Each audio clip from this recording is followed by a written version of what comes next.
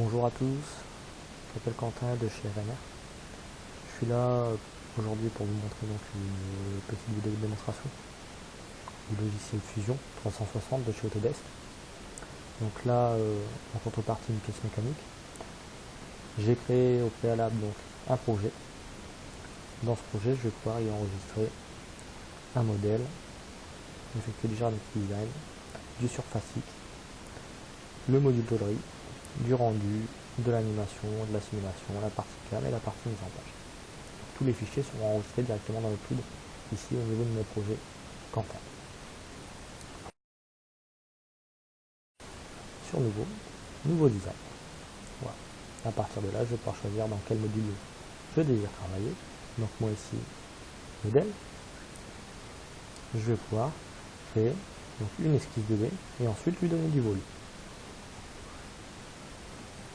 Je désire réaliser cette pièce. Donc, première chose, la pièce je la décompose en différentes parties. Donc ici, je vais avoir ici la semelle, la base. Donc, je vais avoir une pièce qui fait 160 par 86.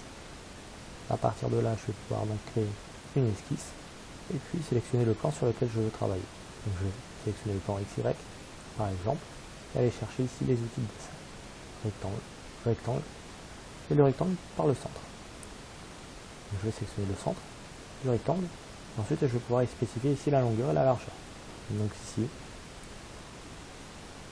je vais pouvoir y renseigner les cotes du plan, donc 160 par 86. Donc, 160.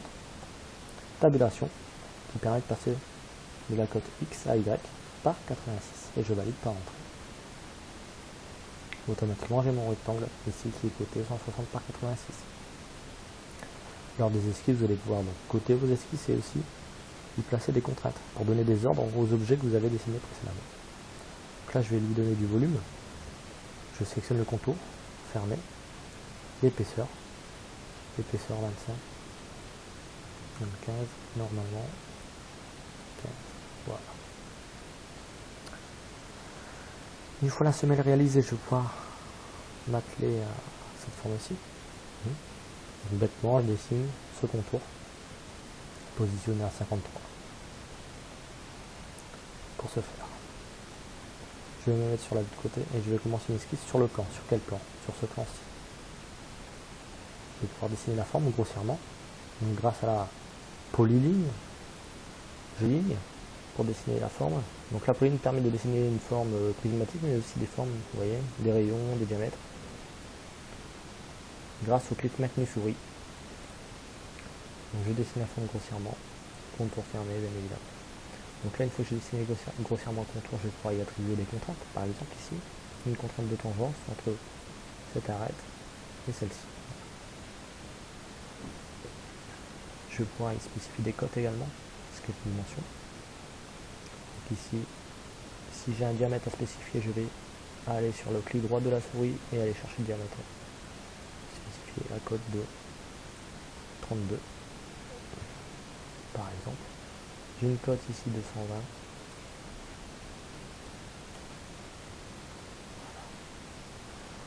J'ai une cote à cet endroit-là de 53. Donc le raccourci c'est la touche D du clavier.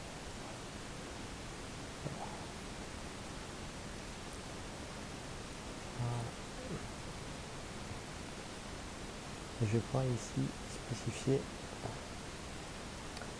la cote angulaire. La 2. Donc la touche D, je sélectionne les deux arêtes. Pour y spécifier la cote de l'angle. Voilà. Donc là j'ai mon contour. Une fois le contour terminé, je vais pouvoir lui donner du volume, l'épaisseur vers l'intérieur ou vers l'extérieur, ou symétriquement. Moins 25.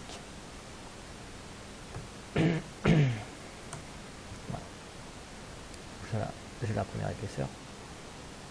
Au niveau de mon plan, donc, j'ai dessiné cette forme-ci. Je vais maintenant y attribuer le petit plot. Le petit plot, donc, qui est positionné par rapport au plan médian à 14. Puis une épaisseur de 14. Alors, pour ce faire, je vais donc réaliser un plan. Donc le plan, médian déjà de la pièce. Il doit être disponible dans les origines, vous voyez. À partir de ce plan, je vais pouvoir créer un temps, ce qu'on appelle décalé. Voilà. Il suffit de sélectionner le bon plan à décaler, lui mettre la cote de -14. Donc, on est obligé de créer un plan pour créer une esquisse sur celui-ci. Je sélectionne donc le plan pour travailler, voilà. Je vais pouvoir dessiner ici mon petit plot.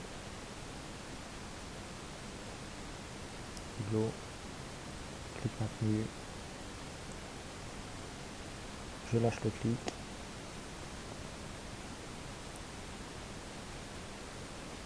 Je m'accroche. Je ferme le contour. On peut affiner de tangente entre cette arête et cette arête. Lui dire également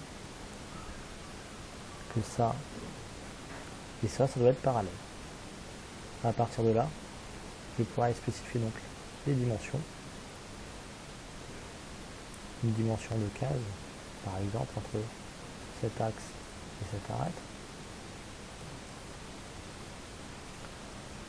Et le diamètre. Alors, le diamètre, il est de 19.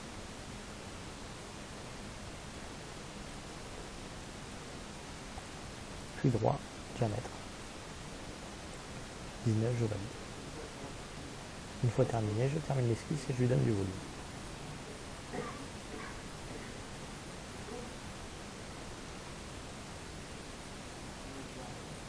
Donc, le but étant de spécifier son épaisseur. Épaisseur de 14, je valide. Alors, maintenant, si je veux réaliser la même chose de l'autre côté, donc là ici je vais devoir sélectionner donc miroir pour dupliquer cette forme-là et cette forme-là.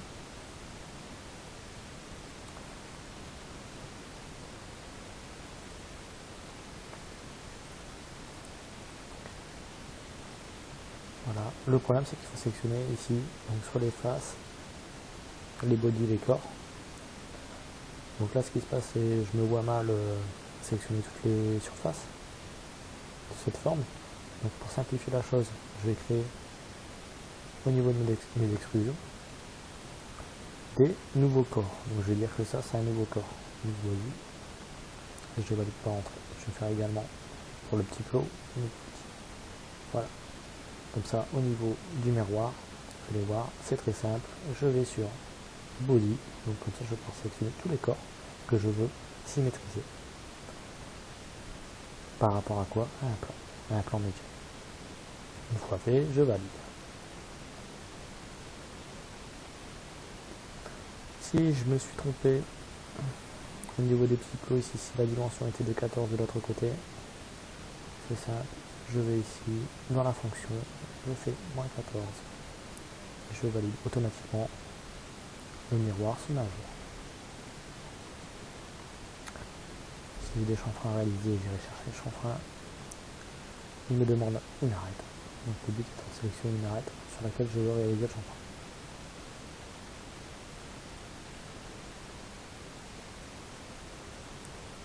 Je valide. Je renouvelle la commande en cas de besoin.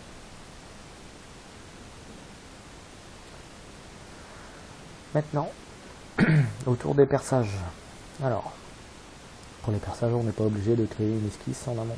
Je peux aller directement ici sur perçage. Je sélectionne la face sur laquelle je veux réaliser le perçage et la référence concentrique, c'est-à-dire c'est l'arête circulaire qui est ici pour centrer mon perçage.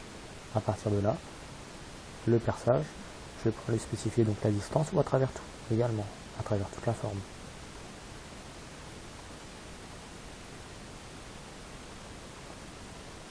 Je vais pouvoir lui dire si c'est un perçage ISO, le diamètre du perçage.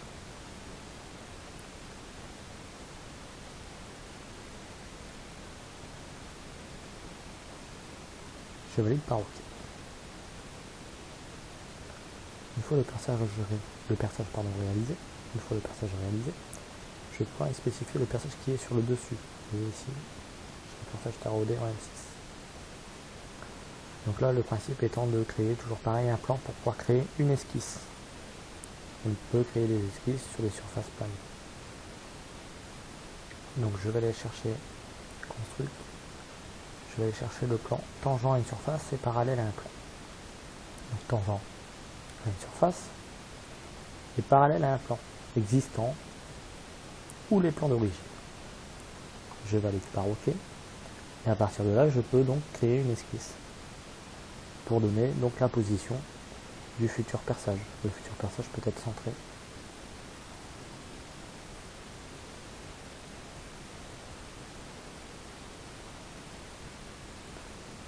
Je vais chercher la fonction.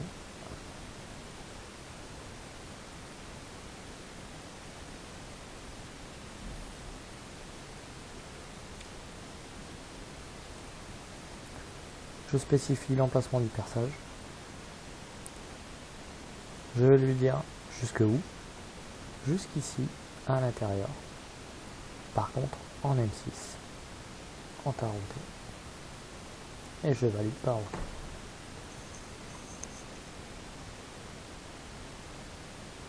J'ai le perçage. Je vais pouvoir répéter la même fonction de l'autre côté.